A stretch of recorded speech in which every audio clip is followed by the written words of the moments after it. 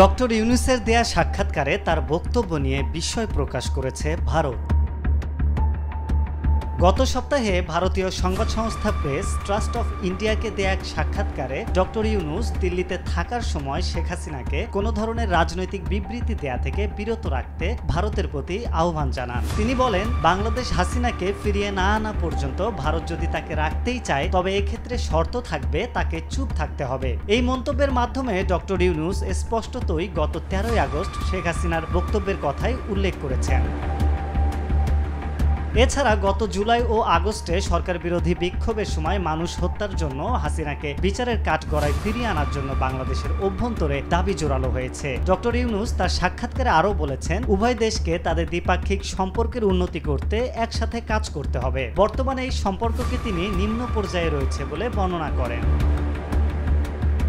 অধ্যাপক ইউনূসের এই বক্তব্যের জবাবে ভারতের পররাষ্ট্র মন্ত্রণালয় এখনও আনুষ্ঠানিকভাবে মন্তব্য করেননি। তবে দেশটির কর্মকর্তারা বিচলিত বলে জানা গেছে। ভারতীয় একজন কর্মকর্তা নাম প্রকাশ না করার শর্তে বিবিসিকে বলেছেন, ভারত অপেক্ষা করছে এবং বাংলাদেশের চলমান ঘটনা প্রবাহের দিকে নজর রাখছে। ঢাকা থেকে আসা সরকারি মতামত ও বিশিষ্ট ব্যক্তিদের প্রকাশিত মতামত বিবৃতিগুলোকে নোট করছে ভারত। ডক্টর ইউনূসের কূটনীতিকে মেগাফোন কূটনীতি হিসেবে বর্ণনা করে সাবেক ভারতীয় কূটনীতিকরা বলছেন, ইউনূসের এই মেগাফোন কূটনীতিতে তারা বিস্মিত হয়েছেন। অবসরপ্রাপ্ত এই কূটনীতিক বলছেন, উভয় দেশের সমস্যাগুলো নিয়ে অনানুষ্ঠানিক উপায়ে এবং বিশেষ করে ব্যক্তিগতভাবে কথা বলার সুযোগ রয়েছে এবং কিসের ভিত্তিতে ডক্টর ইউনূস দ্বিপাক্ষিক সম্পর্ককে নিম্ন পর্যায়ের বলে বর্ণনা করেছেন তা স্পষ্ট নয়। তবে বাংলাদেশের পররাষ্ট্র মন্ত্রণালয় এই সমালোচনা প্রত্যাখ্যান করেছে। বাংলাদেশের পররাষ্ট্র মন্ত্রণালয়ের উপদেষ্টা তৌহিদ হোসেন বিবিসিকে বলেছেন, ভারতীয় নেতারা কি কোনো মিডিয়ার সঙ্গে কথা বলেন না?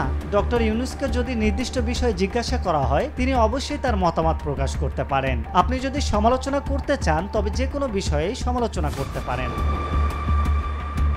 উল্লেখ্য, কয়েক সপ্তাহ আগে ভারতের প্রধানমন্ত্রী নরেন্দ্র মোদী এবং ডক্টর মোহাম্মদ ইউনূস টেলিফোনে কথা বললেও এখন পর্যন্ত উভয় দেশের মধ্যে কোনো মন্ত্রী পর্যায়ের বৈঠক হয়নি। আরিফ হক, মাই টিভি।